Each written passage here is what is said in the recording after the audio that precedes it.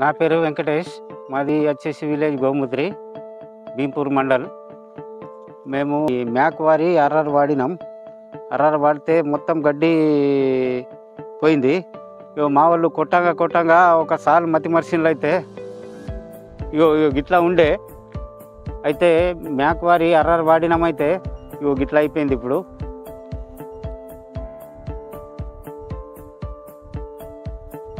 Mac వారి అర్రరు ప్రతి ఒక్క రైతులు వాడండి. ఈ కలుపు సమస్య అనేది అసలు ఉండదు.